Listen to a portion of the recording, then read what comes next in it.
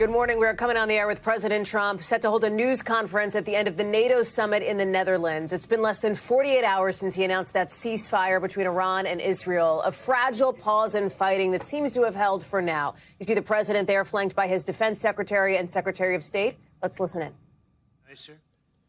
And it's a beautiful country, really a beautiful country. Coming in, I saw the most beautiful trees. In fact, I want to bring some back with me.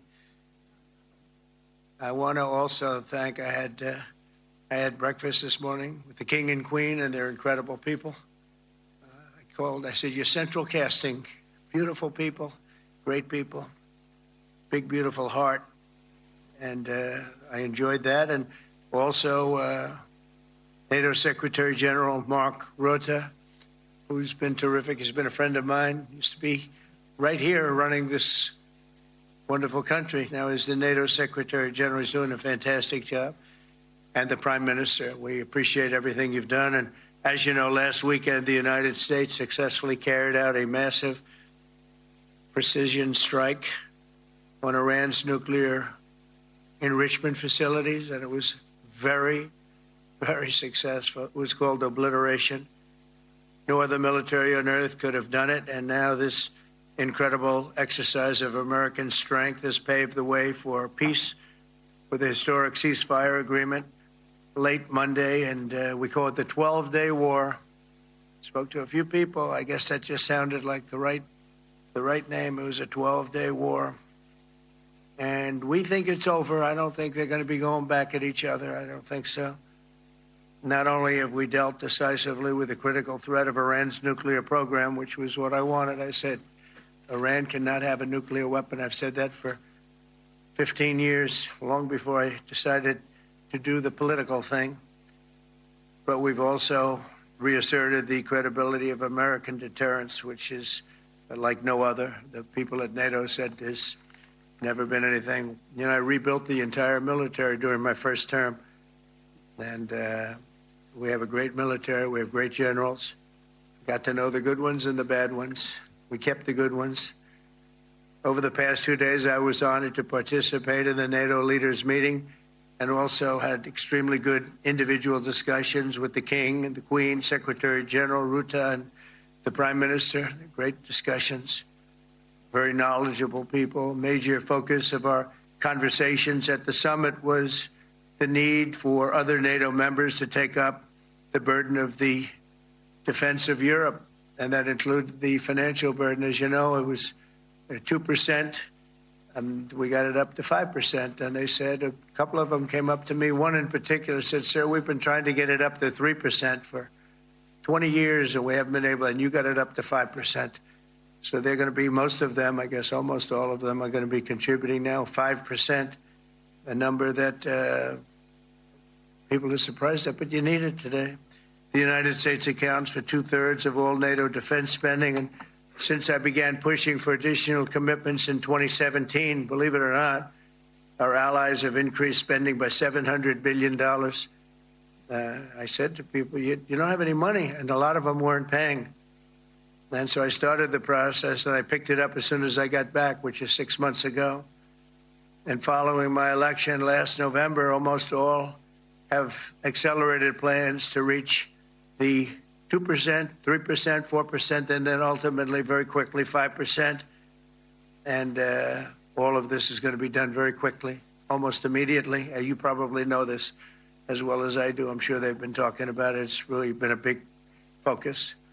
In a very historic milestone this week, the NATO allies committed to dramatically increase their defense spending to that 5% of GDP, something that no one really thought possible. And they said, you did it, sir, you did it. Well, I don't know if I did it, but I think I did. This will be known as the Hague Defense Commitment, which is pretty good, pretty appropriate. When the allies reach this number, it will add more than $1 trillion a year. Think of that, $1 trillion per year to our common defense. And this is a monument really to victory, but it's a monumental win for the United States because we were carrying much more than our fair share. It was quite unfair, actually. But this is a big win for Europe and for actually Western civilization. For years, past administrations failed to get most allies to contribute even the 2%. I remember when I came here, we had 4 countries that were up to 2%. And I remember Poland was there. A couple of them were there.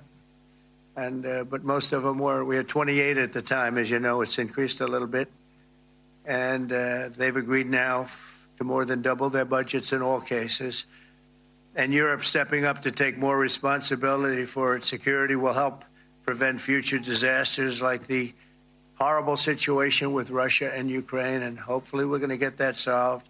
Last week, they lost 7,000 soldiers, mostly soldiers. But they're also getting hit in Kiev. They're getting hit in some of the towns also. And that means life. Life is disappearing also in the cities and towns. Should have never happened, would have never happened if I was president. Said it 1,000 times. And it never did happen. It's never even thought about. But it's vital that this additional money be spent on very serious military hardware, not bureaucracy. And hopefully that hardware is going to be made in America because we have the best hardware in the world. You saw that where 14 missiles were shot at us the other day. And they were very nice. They gave us warning. They said, we're going to shoot them. Is 1 o'clock okay? They said, it's fine. And everybody was emptied off the base, so they couldn't get hurt except for the gunners. They call them the gunners. And out of 14 high-end missiles that were shot at the base in Qatar, all 14, as you know, were shot down by our equipment. Amazing stuff. Amazing that they can do. It's like shooting a bullet with a bullet. It's the same thing if you think about it. 14 out of 14, and they weren't even that surprised. I said, do you do that well often? They say, we pretty much do, sir. The Ukraine crisis has also highlighted the urgency of rebuilding our defense industrial base, both in the United States and among the allied nations. We cannot afford to be dependent on foreign adversaries for critical minerals. And as you know, we made a deal with Ukraine to take a vast amount of the land they have for minerals. We need it. And once again, I want to thank all of the people in the Netherlands, incredible people. It's a great place. And all of the NATO allies for the tremendous summit that we just had. A letter just came in, and a statement came in from the Atomic Energy Commission of Israel. And I just wondered, this is an official letter, and they're very serious people, as you know. The devastating U.S. strike on Fordo destroyed the site's critical infrastructure and rendered the enrichment facility totally inoperable. It was devastated. We assess that the American strikes on Iran's nuclear facilities has set back Iran's ability to develop nuclear weapons for many years to come.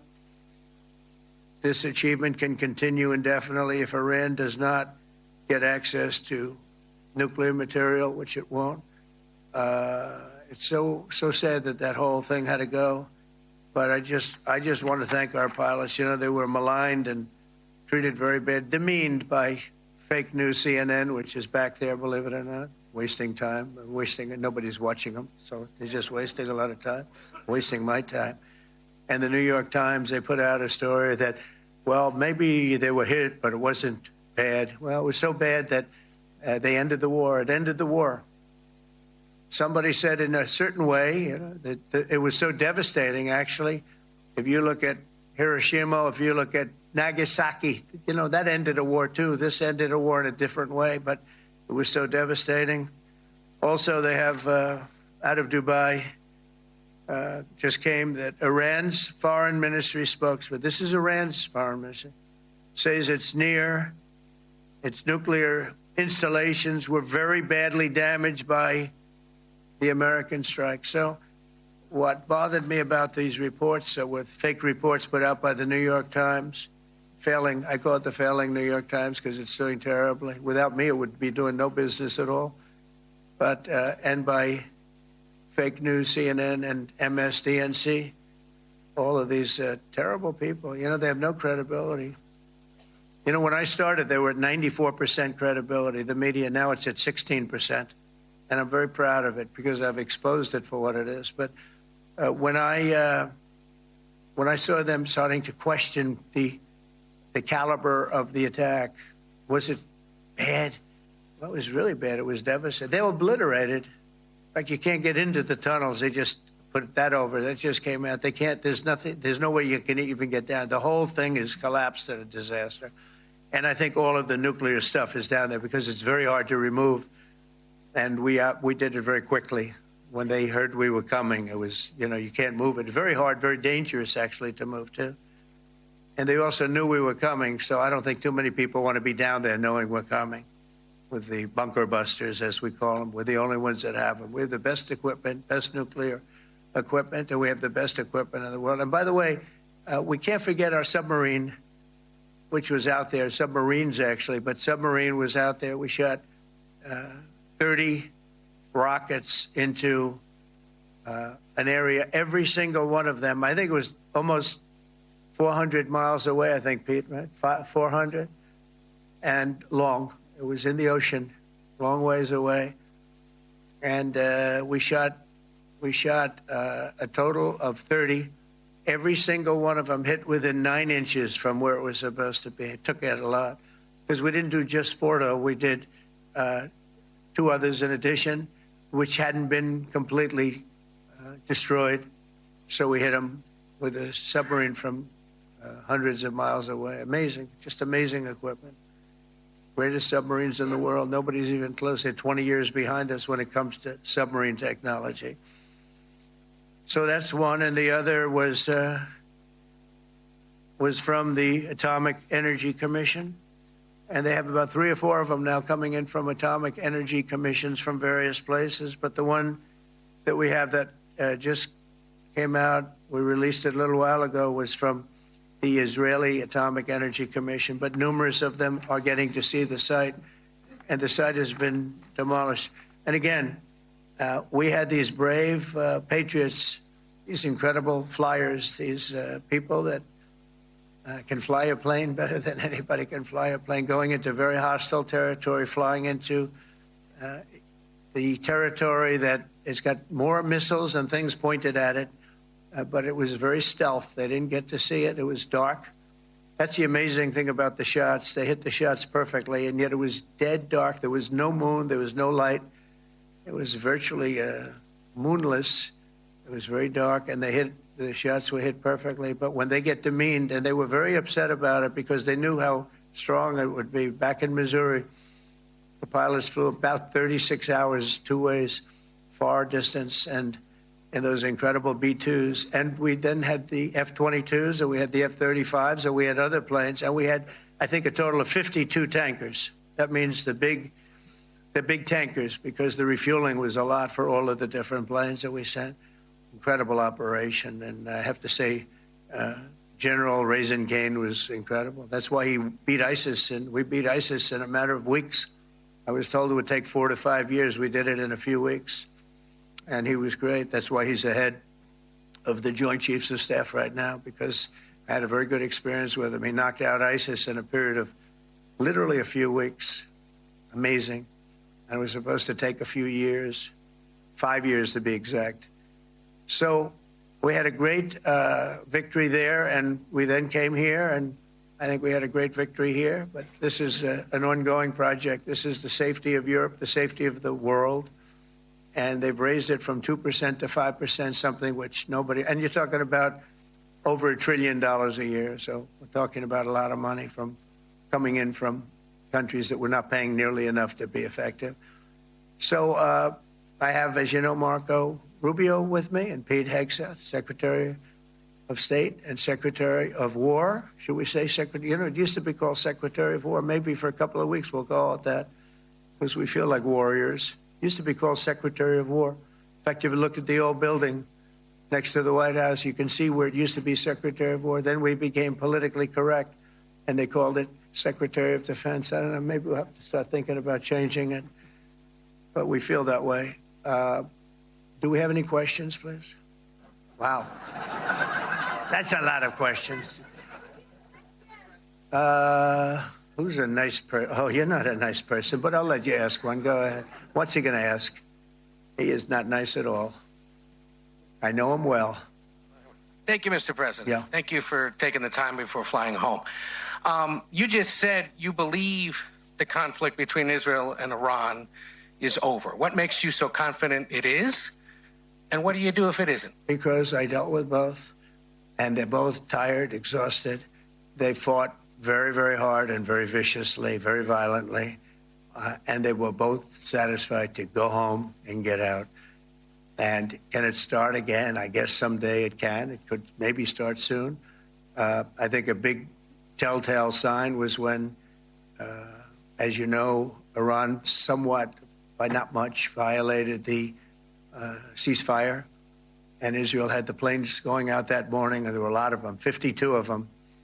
And I said, you got to get them back. And they brought them back. They didn't do anything. They brought them back. It was very good. I thought it was amazing, actually. They have fought a hell of a war. They fought very hard. I think the war ended, actually, when we hit the various nuclear sites with the planes. And I just hope you people can give these pilots, these are the best pilots in the world. They're the best shots in the world. They call them shots. That's what they are. And wait a minute. And I just hope you can give them the respect they deserve, because they came home to fake news. And like, oh, gee, there was hardly any damage. The things are decimated.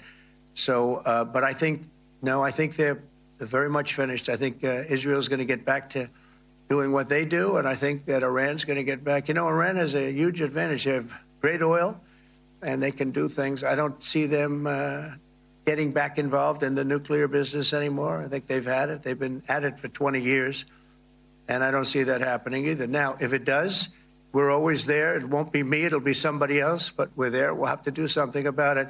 Yes, please, go ahead. Go ahead. Oh, fake news, CNN? I'll hold it. Oh, yeah, here we go. Wait till you hear this question. Thank you, sir. You should really say how great our soldiers and our warriors are. I think everyone appreciates our soldiers and our warriors. I do have two questions for you, Mr. President. You just cited Israeli intelligence on these attacks. Earlier, you said U.S. intelligence was inconclusive. Are you relying on Israeli intelligence for your assessment of the impact of the strikes? No, this is also, Iran made the statement. And it's also, if you read the document that was given, that Pete can talk about if you'd like, the document said it could be very severe damage. But they didn't take that. They said it could be limited or it could be very severe. They really didn't know, other than to say it could be limited or it could be very, very severe. And you didn't choose to put that because it was very early after. Since then, we've collected additional intelligence. We've also spoken to people who have seen the site, and the site is obliterated. And we think everything nuclear is down there. They didn't take it out. Okay, question? Please, go ahead. Go ahead. Yeah, blue dress. Thank you so much, Mr. President. Yesterday, you said China can now continue to purchase oil from Iran. Yeah. Are you giving up on your maximum pressure campaign? Because there are sanctions right now. With who? On Iran. No, look, they just had a war. The war was fought. They fought it bravely. I'm not giving up. They're in the oil business. I mean, I could stop it if I wanted. I could sell China the oil myself. I don't want to do that. They're going to need money to put that country back into shape. We want to see that happen. No, if they're going to sell oil, they're going to sell oil. We're not taking over the oil. We could have, you know. I used to say with Iraq, keep the oil. I could say it here, too. We could have kept the oil. No, China is going to want to buy oil. They can buy it from us. They can buy it from other people. But you're going to have to put that country back into shape. It desperately needs money. Yeah. Mr. President. Yeah, please. Here we go. I'm picking the beauties today. Go ahead. Mr. President, Secretary General Rutte has described President Putin as an adversary, a threat, an enemy. Do you view him the same way? And in addition to that, you mentioned General Kane, your chief of staff, the chairman of the Joint Chiefs of Staff. General Kane. Yes. He has said that Mr. Putin has territorial ambitions beyond Ukraine. Do you view that in the same way? Possible. I mean, it's possible. I know one thing. He'd like to settle. He'd like to get out of this thing. It's a mess for him. He called the other day. He said, can I help you with Iran? I said, no, you can help me with Russia. Because, you know, in the last few weeks, we took care of India and Pakistan. Kosovo, Serbia.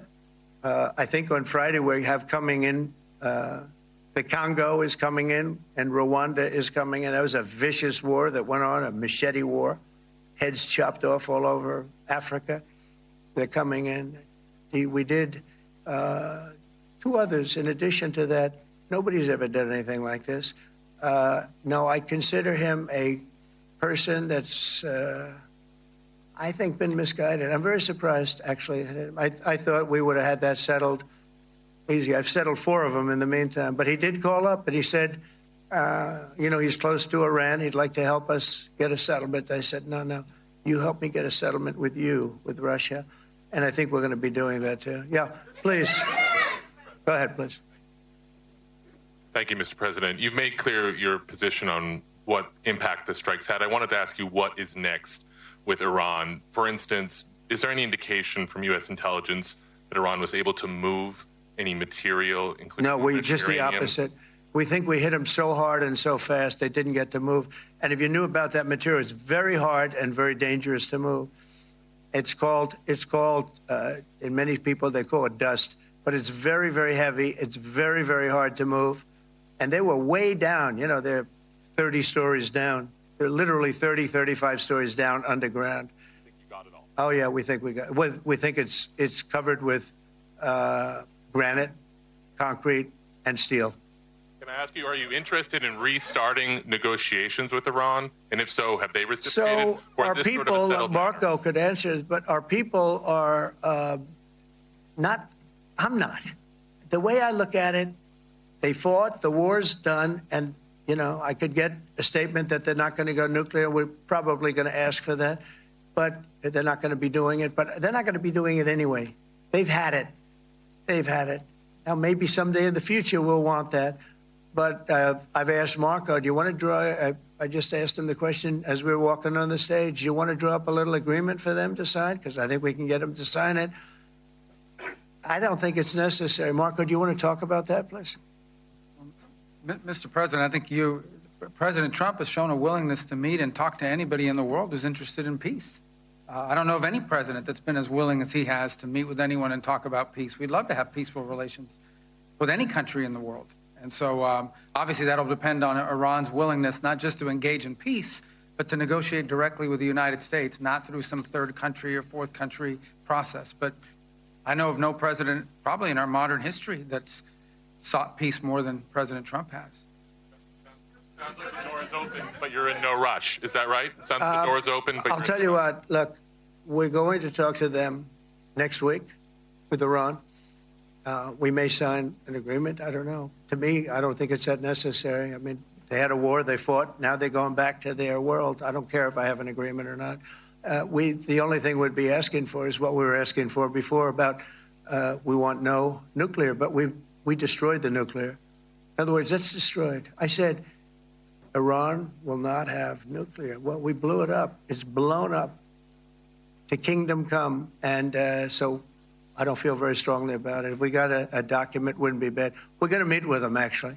We're going to meet with them. Yeah, go ahead, please. Yes. Mr. President, Netherlands TV, thank you for visiting our country. Good. As I understood, I, of course, would like to know how you slept last night at the House of the King. Oh, I slept beautifully. But probably a more serious question. I think you just had a meeting with President Zelenskyy. Did you discuss any ceasefire in this Russo-Ukrainian war? No. I wanted to know how he's doing. He was very nice, actually. We had little rough times sometimes. He was couldn't have been nicer. I think he'd like to see an end to this. I do. I think what I took from the meeting couldn't have been nicer, actually. But I took from the meeting that he'd like to see it end. I think it's a great time to end it. I'm going to speak to Vladimir Putin and see if we can get it ended. But look, these are brave people. They're fighting these wars all over the place. Last week they had, I guess, close to 7,000 young soldiers, Russian and Ukrainian soldiers were killed, 7,000 in 1 week. It's crazy. It's crazy. So I'll be speaking to Putin. No, I had a good meeting with Zelenskyy, and I had a lot of good meetings. We had a lot of good meetings with a lot of people, a lot of great leaders. But he's fighting a brave battle. It's a tough battle. Yeah. Go ahead, white dress. Thank you. Ida Hallikainen from Finland, Ilta-Sanomat. You have played golf with President Alexander Stubb. How do you see Finland as a NATO ally and partner, and how would you describe your relationship with our president? Well, he's a very good golfer, okay? In fact, he was on his college golf team. He went to a good college in the South, as you know, a very good college, and he was a good golfer. We had a good time. I think my relationship's great. I want to buy icebreakers. You know, you're very good at icebreakers. And I actually made him an offer. I didn't go to Congress. They'll try and impeach me for this. But there's an old, it's not old, it's fairly new, but it's used icebreaker. And I offered him about 1/3 of what he asked for. But we're negotiating. We need icebreakers in the U.S. And if we can get some inexpensively, I'd like to do that. Actually, they'll fix it up, make it good. Also, we may buy some icebreakers. You know, you're the king of icebreakers, that particular country. They make them good. They make them really good, and they know what they're doing. And so we're negotiating with them for about 15 different icebreakers. But one of them is available now. It's old, and it's, old. It's like 5-6 years old. And we're trying to buy it. I'm trying to make a good deal. It's all I do my whole life. My whole life, that's all I do is make deals. Yeah, please. President. Go ahead. Sir, go ahead. Sorry. Okay. Yeah, a question for NewsHour, Dutch TV. First of all, on Article 5, on your way here, you spoke about the commitment of the U.S. to Article 5, saying, I'll give you my definition once we're here. Yeah. What is your definition, and may the U.S. commitment to Article 5 change in case some of the NATO members do not reach the threshold that was discussed today? My second question is following up on a colleague on Iran. What intel reports do say that everything over there was obliterated? Yeah, well, there are numerous of those reports, and they're coming out fast and furious. But the most respected ones we've already seen. And I will say that on a very confidential basis, they're looking at the reports, like numerous reports, and including people going to the site and checking the site. And they're going to be having, I guess you're going to be having over the next couple of days a full, you're going to encapsulate it.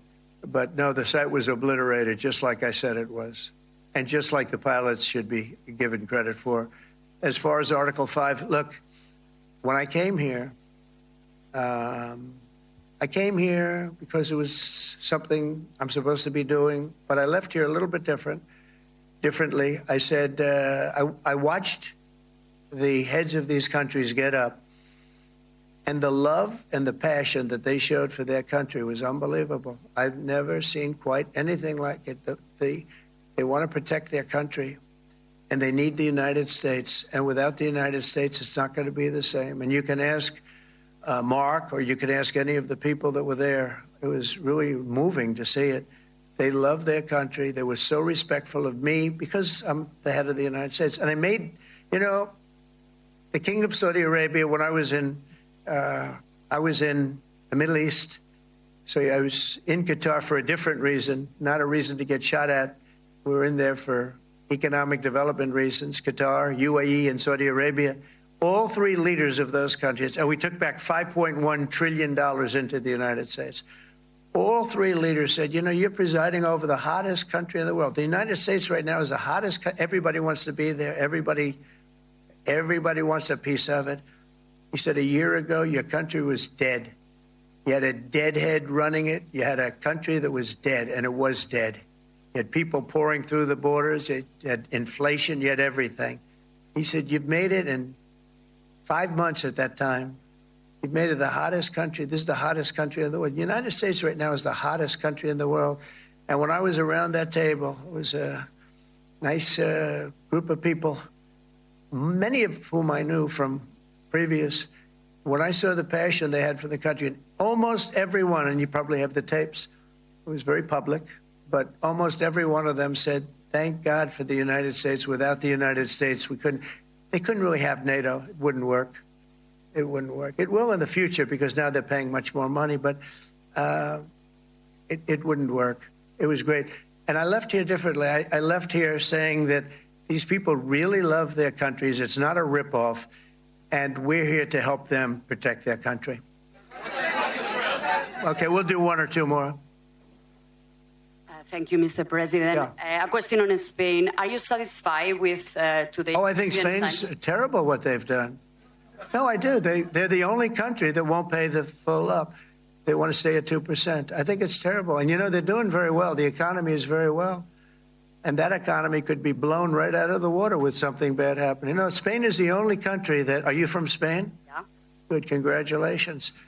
You're the only country that is not paying. I don't know what the problem is. I think it's too bad. So we'll make it up. You know what we're going to do? We're negotiating with Spain on a trade deal. We're going to make them pay twice as much. And I'm actually serious about that. We're going to make Spain... I like Spain. I have so many people from Spain that it's a great place and they're great people. But Spain is the only country out of all of the countries that refuses to pay.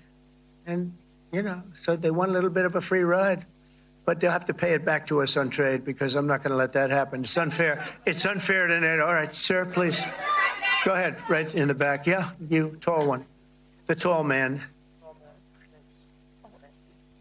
Mr. President, Johannes Petra from Austrian National Television. How are you? You once said that you would end the Ukraine war in 24 hours. You later said you said that sarcastically. Well, of course it was sarcastic. But you've now been in office for 5 months and 5 days. Why have you not been able to end the Ukraine war? Because it's more difficult than people would have any idea. Vladimir Putin has been more difficult. Frankly, I had some problems with Zelenskyy. You may have read about him. And it's been more difficult than other wars. I mean, look, we just ended a war in 12 days that was simmering for 30 years, frankly. We ended Rwanda and the Congo. They're coming to sign the documents. We've already signed basic documents, but they're coming, I think, to the White House on Friday. We ended Serbia was going to go at it. But maybe the most important of all, India and Pakistan. And that wasn't whether or not they may someday have nukes like we're talking about in the Middle East, like we're talking about with Israel and Iran. This is they have nuclear weapons. I ended that with a series of phone calls on trade. I said, look, if you're going to go fighting each other, it was getting very bad. You know how bad that last attack was. It was really bad. If you're going to go fighting each other, we're not doing any trade deal. No, no, no, you have to do a trade deal. I said, we're not doing any trade deal. And in fact, I had the general, who was very impressive. The general from Pakistan was in my office last week. You know, Prime Minister Modi is a great friend of mine. He's a great gentleman. He's a great man. And I got them to reason. I said, we're not doing a trade deal if you're going to fight. And if you're going to fight each other, we're not doing a trade deal. And you know what? They said, no, I want to do the trade deal. We stopped the nuclear war. Go ahead. Go ahead, Jeff. Here's another beauty, Jeff. He's a beauty, all right. Go ahead. Mr. President, to follow up on Ukraine, will the United States contribute any more money to Ukraine's defense this year to the $5 billion that allies are giving? And one question, you had another meeting with the Dutch opposition leader, Mr. Wilders. Can you tell us about that meeting? And are you upset about his anti-Muslim stance? I'm not upset about it. It's just his view. He's unhappy with the way things are going in this country and various countries. He was an opposition leader. And I was asked to meet with the opposition leader by the people that are running. I think they have some deal where if you have a meeting, you're supposed to meet with an opposition leader. I said, that's strange. We don't do that. But I met with I didn't know him. He seemed like a very nice guy, but he's in opposition to the current people, and that was set up by the current people. So I assume when I met with the Prime Minister, you're supposed to meet with the opposition. We'll have to try that sometime in our country. Let's not do it. But I thought he was very good. As far as money going, we'll see what happens. There's a lot of spirit. Look, Vladimir Putin really has to end that war. People are dying at levels that people haven't seen before for a long time. Go ahead. Go ahead. White shirt. Oh, she's all excited. Okay. So, BBC News Ukrainian. Where are you from? I'm from Ukraine. Oh. So my question to you is whether or not the U.S. is ready to sell anti-air missile systems Patriot to Ukraine. We know that Russia has been pounding Ukraine really heavily right now. Are you living yourself now in Ukraine? My husband is there. Wow. And I can see you very, it's amazing. And me with the kids, I'm in Warsaw actually, because he wanted me to be. Is your husband a soldier? No? He is. He's there now? Yeah. Wow. That's rough stuff, right? That's tough. And you're living here? In Warsaw. And you're a reporter? I am. Good. So let me just tell you, they do want to have the missiles, okay, as they call them, the Patriots. And we're going to see if we can make some available. They're very hard to get. We need them too. We were supplying them to Israel, and they're very effective, 100% effective. Hard to believe how effective. And they do want that more than any other thing, as you probably know. That's a very good question, and I wish you a lot of luck. I mean, I can see it's very upsetting to you. So say hello to your husband, okay? Thank you. Go ahead. Thank you. Thank you, Mr. President. You were criticizing... Where are you from? Bloomberg News. Oh, Bloomberg. That's wonderful. You were criticizing the Federal Reserve Chair before coming to this summit. Yeah, I think he's terrible. I was wondering if you've begun interviewing different candidates for the Fed pick. Yeah, I know within 3 or 4 people who I'm going to pick. I mean, he goes out pretty soon, fortunately, because I think he's terrible. We have no inflation. We have a tremendous economy. Hundreds of billions of dollars of tariff money is pouring in. Factories are being built because they don't want to pay the tariffs, so they're building them all over the country. I think we're close to $15 trillion. I told you $5.1 trillion from the Middle East alone, but of investment money coming in. There's never been anything like that in the history of our country. But we have no inflation. And we have borrowing because Biden, stupidly, they did short-term debt. So we have borrowing coming up. And, we'll go 10 years, maybe longer, maybe shorter, but we'll go a long period of time when we do the debt. And because of him, because of this guy, we will have to pay for years. We'll be paying for him. And I said to him, listen, there's no inflation. He says, but maybe there'll be some. That's true. I said, if there is some, what you do is raise the rate. I'm okay with that. You raise the rate in 2 years from now or in a year from now. But because the rate's high, we have to pay more for debt. It's pretty equal. In other words, if it's 4%, it's 4%. If you drop it a point, you'll pay 3%. So it's fairly equal, not necessarily, but fairly equal. So we're going to end up paying maybe 2 points or 3 points more. 3 points would be about $900 billion a year because of this very average mentally person. He's an average mentally person. I'd say low in terms of what he does, low IQ for what he does, okay?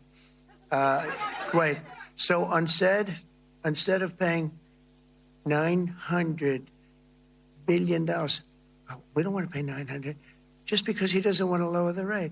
I said, if there's inflation in 2 years or 3 years or 1 year from now, you raise the rate and you take care of the inflation, among other things. But he's probably a very political guy, I guess. I don't know. I think he's a very stupid person, actually. All right, one more. Let's go. How about you? Go ahead. She looks so happy and everything. Thank you. That's why I picked I'm from her. Spain, too. I'm Ana Buch from La Vanguardia. I wanted to know if You're where from? Spain, too. I wanted to know if you want to That's the Spain corner right there. Shouldn't have said that. That's okay. I do like Spain, by the way. I think it's unfair that they're not paying, but go ahead. Are you going to negotiate directly with Spain about... I'm going to negotiate directly with Spain. I'm going to do it myself. They're going to pay. They'll pay more money this way. You should tell them to go back and pay. You're a reporter? Tell them to go back. They ought to join all of those countries that are paying 5%. Spain's going to be just about the only one that's not. They were the most hostile toward doing it. It just doesn't make sense to me. Okay. All right, Kelly, go ahead. Here we go. Here's another one. Hello, sir. Thank you very much. We got them all today. Okay. So, Mr. President, you talked about expecting some on-the-ground assessments at Fordo and other sites. Now here, is that here Israeli and U.S.? It's been obliterated, Kelly. It's been What is your message then, sir, to the intelligence community when they present reports? You're not disputing the DIA report. You're just... They presented a report that wasn't finished. We're talking about something that took place 3 days ago. I understand that, sir. The It's an report was initial done assessment. So 2 what days is ago. your... Wait a minute. Yes. They didn't see it. All they can do is take a guess. Now, if you take a look at the pictures, if you take a look how it's all blackened, you know the fire and brimstone is all underground because it's granite and it's all underground. You don't show it. But even there, with all of that being said, the whole area for 75 yards around the hole where it hit is black with fire. The group that's run by this gentleman, in fact, you may want to talk about it for a second because we're going to issue a report. And I think it's not even a very exciting report at this point. It's been obliterated, totally obliterated. And they did a report, but it was like, if you look at the dates, it's just a few days after it Understood, happened. sir. So they didn't see it. They said it may be very severe. Understood. Do you have a message for the intelligence community, though, in terms of unvarnished information getting to you, that it's not... I don't really have a message. I would say issue the report when you know what happened. I wouldn't say that it could be severe or maybe not. They use the word severe. It could be severe or maybe it's not. And briefly, so people like you picked up and said, oh, it's not severe. We're just no, looking for the report was not a complete report. Yeah, the message was probably wait till you know the answer before you... And, sir, did you not have a public component to your Zelenskyy meeting for a tactical reason with President Putin? Let him answer this. Hello, Mr. Secretary. Yeah. There's a reason the president calls out fake news for what it is. These pilots, these refuelers, these fighters, these air defenders, the skill and the courage it took to go into enemy territory flying 36 hours on behalf of the American people and the world to take out a nuclear program is beyond what anyone in this audience can fathom. And then the instinct of CNN, the instinct of the New York Times is to try to find a way to spin it for their own political reasons to try to hurt President Trump or our country. They don't care what the troops think. They don't care what the world thinks. They want to spin it to try to make him look bad based on a leak. Of course, we've all seen plenty of leakers. And what do leakers do? They have agendas. And what do? Do they share the whole information or just the part that they want to introduce? And when they introduce that preliminary, a preliminary report that's deemed to be a low assessment, you know what a low assessment means? Low confidence in the data in that report. And why is there low confidence? Because all of the evidence of what was just bombed by 12 30,000-pound bombs is buried under a mountain, devastated and obliterated.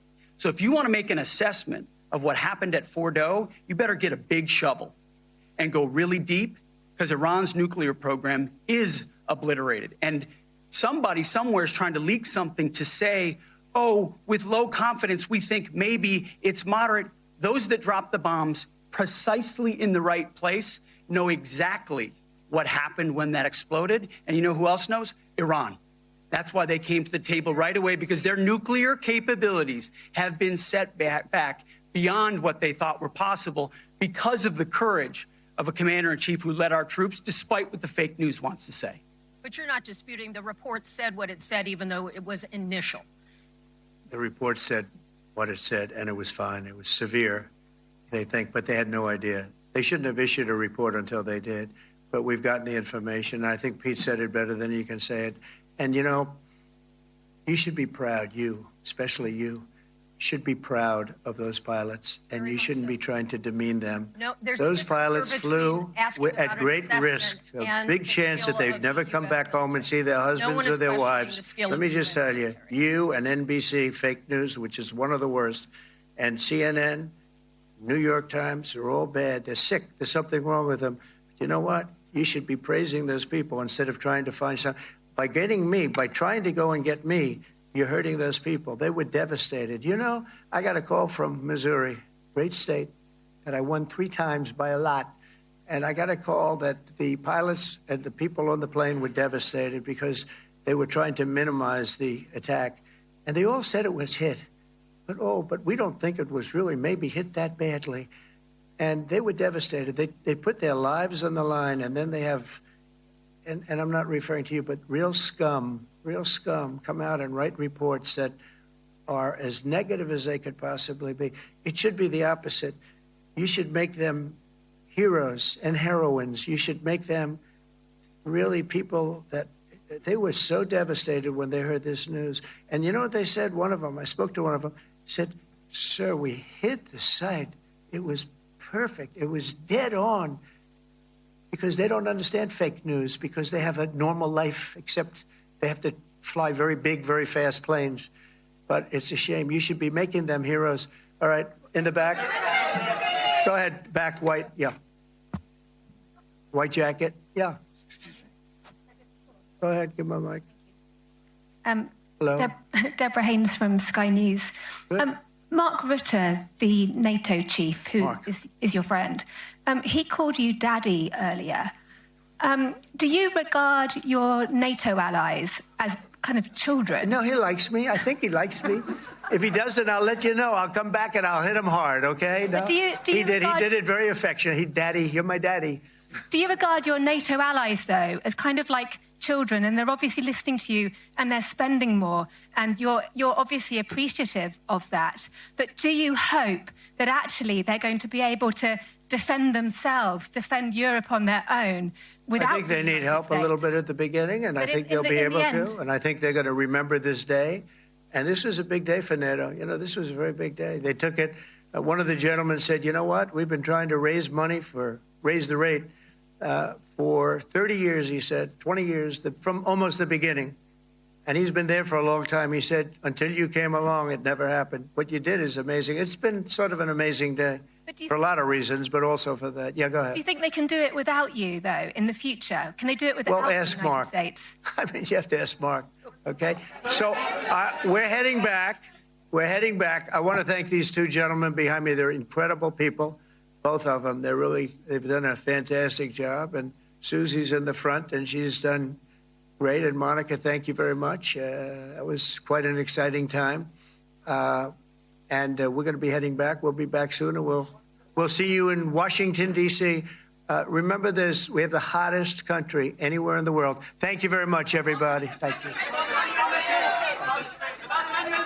President Trump there wrapping up that newsy press conference with reporters and preparing to head back to the United States after the NATO summit.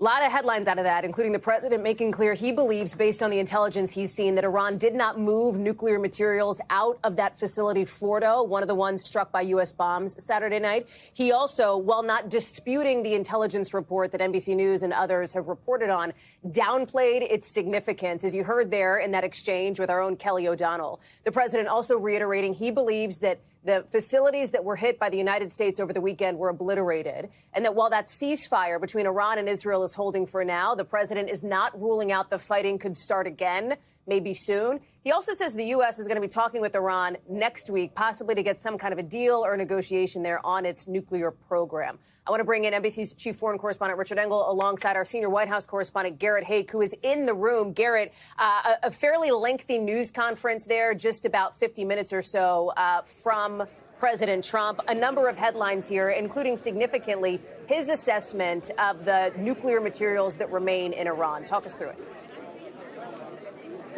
Yeah, the president clearly in a good mood after this abbreviated NATO summit here, really aggressively defending his administration's handling of that bombing of the Fordo nuclear site in particular, but all of the sites in Iran, pushing back aggressively on questions about whether or not the attacks were effective, suggesting it would have been impossible for Iran to have moved nuclear material in advance of these attacks, and using his defense secretary, Pete Hegseth, to really go on offense against his own department's intelligence report, suggesting that perhaps these attacks were not as effective as the administration would like people to believe, making it an issue of the performance of the troops rather than the effectiveness of the plan and what the intelligence is showing, also leaning heavily on Israel's atomic agency's assessment of a complete destruction of these nuclear sites. Hallie, the other through line in the questioning that I picked up here was really, for one of the first times I've heard it, a sort of sustained sense of frustration from President Trump about Vladimir Putin and Trump's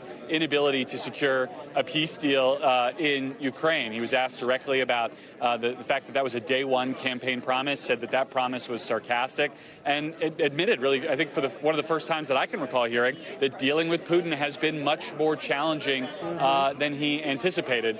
We learned very little about his meeting with Volodymyr Zelenskyy, other than that we know Zelenskyy wants more defense, more air defense, specifically Patriot missiles. The president seemed touched by a question from a Ukrainian journalist whose husband is fighting in her home country, and seemed open to the possibility that, yes, the U.S. will provide additional materiel, if not additional money, for Ukraine's defense. But that's definitely a question that's going to need more follow-up.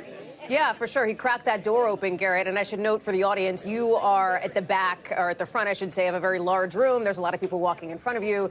Folks don't need to adjust their TV sets. There's a lot of activity as this press conference is wrapping up. Garrett, I'm going to ask you to stand by for a second. But on this issue that you raise of Vladimir Putin of Russia, I want to bring in our chief foreign correspondent, Richard Engel, in Tel Aviv, because Russia is potentially integral to not just what's happening in Ukraine, but obviously Iran as well. And I think it was notable to hear the president suggest that he does believe that Putin has territorial ambitions beyond Ukraine. It's a good thing Garrett is tall. Yes, he was quite critical of Vladimir Putin, describing how difficult it has been to deal with him. Normally, he gives Vladimir Putin the benefit of the doubt and says, we don't want to criticize him too much. We want to have a great relationship with Russia.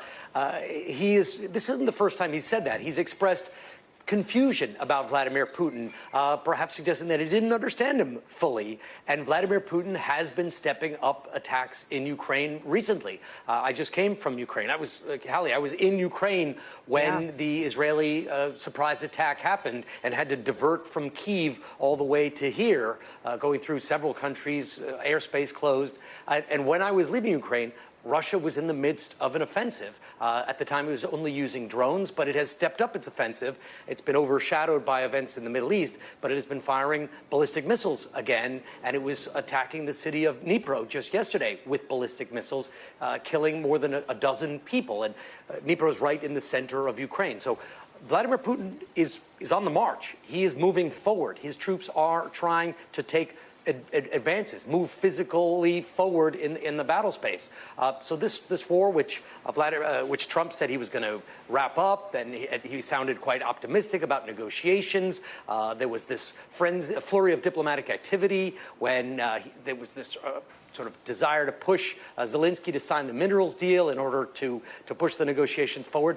That all ended. There really aren't any negotiations right now. There is just an open war. And the fact that President Trump and Zelenskyy today both described their meeting as positive, and this sort of negative tone that he's casting on Putin, I think is indicative. But you also picked up a point. Iran. He's opening the door for, I don't want to say normalization, but moving beyond this war phase with Iran. Didn't say he has a problem with them exporting oil. He says they're going to need to rebuild their country. They can sell oil or kind of wherever they want. And we want to move beyond this. And everyone has been focused on this intelligence report, this initial intelligence report. Did these centrifuges get blown up? Was the nuclear material destroyed? The fact that President Trump is saying over and over again, the material was destroyed, the facilities were destroyed, we want to move on, is making many people in this region, in Israel and beyond, quite a bit reassured, because it's suggesting that a new round of conflict is not coming. Yes, well, we think there might still be fuel. Did we lose me? Hey, Richard, I think we're having some tech issues with your shot there. You're back. You're back. Go ahead. All right. I'll wrap it up in case we do. The fact that he said we want to move on is reassuring to the region. The opposite would have been much worse. If he had said we didn't get the material, we have doubts about how much was destroyed, many people in the Middle East would start to think, well, is this going to happen again? Is there going to be another round? Is the U.S. going to take a second shot to make sure it cleared out that facility, or those facilities, I should say?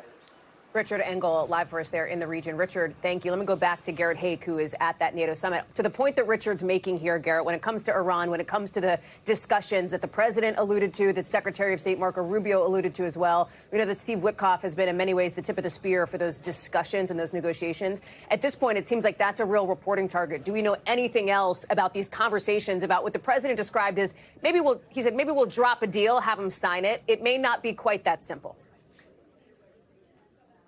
No, it almost certainly won't be, Hallie, but I think that speaks to the president's desire to put this entire episode behind him. I mean, we had been reporting for some time that he was growing increasingly frustrated with these attempted negotiations with Iran, whether it was Steve Witkoff at the tip of the spear or Marco Rubio, or whether it was his use of the Qataris or Omanis as middlemen, essentially trying to find a way to negotiate across 60 days, all of which time we now know Prime Minister Netanyahu of Israel was saying the Iranians are just dragging this out. I think the president is ready to move past this, and I think if he's able to dictate terms of a negotiation, that might be something he's interested in, but there really has been very little, if any, discernible serious contact between the U.S. and the Iranians throughout this process, and I don't see that changing dramatically now. The other piece of this, too, when you look at that intelligence report that the president obviously addressed substantively there, he referenced a couple of times, as he did earlier today where you are overseas, this idea that personnel on the ground had seen the destruction, specifically at the Fordo nuclear site. The presumption is he's talking about the Israelis. I think this is a question that Kelly was trying to get at as well here, because to this point, we know that for that early intelligence analysis that came out a couple of days ago that we've reported on, that was largely based on satellite imagery, right? That's correct. And I think, Pete Hegseth had the line that you're probably going to hear repeated, that if you want to do analysis of this, you're going to need a pretty big shovel, the idea that the damage is deeply buried. I mean, typically these kind of intelligence assessments to become higher confidence involve not just satellite imagery, but reporting from on the ground, sometimes soil samples, sometimes signals intelligence, intercepts of Iranians talking about what they've heard and seen from the site. That's not the kind of thing that can be ascertained often in the immediate fog of war after a strike. It's just going to take time, and I think what you have in the interim is a battle to define the narrative here, with the president saying it was a complete success, and any attempt to say otherwise is to question the professionalism and performance of the men and women who conducted the strike. And the Defense Intelligence Agency, according to the three sources NBC News is relying upon who've seen this report, saying that it is possible, they assess with low confidence, that these strikes were not as effective as all that. And we're just going to have to find out over time. There's no short-circuiting this process. The world continues to watch President Trump. Garrett Haake, thank you very much, live for us there overseas. Our chief foreign correspondent, Richard Engel, as well. The world continues, of course, to watch the region to see what Israel and Iran do next, as that fragile ceasefire for now appears to hold. We're going to have much more coverage throughout the day here on NBC News Now, on NBCNews.com, and coming up tonight on Nightly News as well. I'm Hallie Jackson. On behalf of all of us here, thanks for watching. We'll see you soon. We thank you for watching, and remember, stay updated on breaking news and top stories on the NBC News app or watch live on our YouTube channel.